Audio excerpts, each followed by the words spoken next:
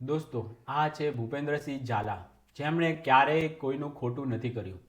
આ વ્યક્તિ પર બાજારુ મીડિયાના આતંકવાદીઓએ 6,000 કરોડના કૌભાંડનો આરોપ લગાવ્યો અને પછી સિસ્ટમને નચાવવા માંડી બાજારુ મીડિયા. સિસ્ટમે આની ઉપર ખોટી રીતે કાયદાકીય પગલાં લીધા અને આને જેલમાં પૂરી દીધો. હવે આ લોકોને સાબિત કરવાનું છે કે મેં કોઈનું ખોટું નથી કર્યું. તો દોસ્તો, જ્યારે આ લોકોની ઉપર સીઆઈડીની જાંચ થઈ ગઈ, કોઈ વસ્તુ નીકળી નથી, એક પણ ફરિયાદી આજ સુધી આવ્યો નથી જે એમ કહેતો હોય કે મારી સાથે ભૂપેન્દ્રસિંહ ઝાલાએ ખોટું કર્યું. એક પણ રૂપિયાનું કૌભાંડ નીકળ્યું નથી હજુ સુધી. કોઈ ડિફોલ્ટ નથી, આવું ખુદ સીઆઈડી કહે છે.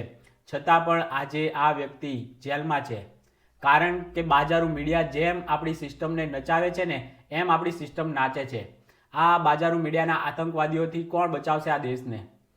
અફસોસ થાય છે દોસ્તો, આવા સારા અને સાચા માણસ સાથે કંઈક થાય ત્યારે. આ સિસ્ટમને હવે પૂછવું પડશે કે શું ખોટું કર્યું છે તો હજુ સુધી આ જેલમાં છે. અમને કંઈક એવું તો એક સાબિતી તો આપો કે આણે આનું કોઈનું ખોટું કર્યું છે.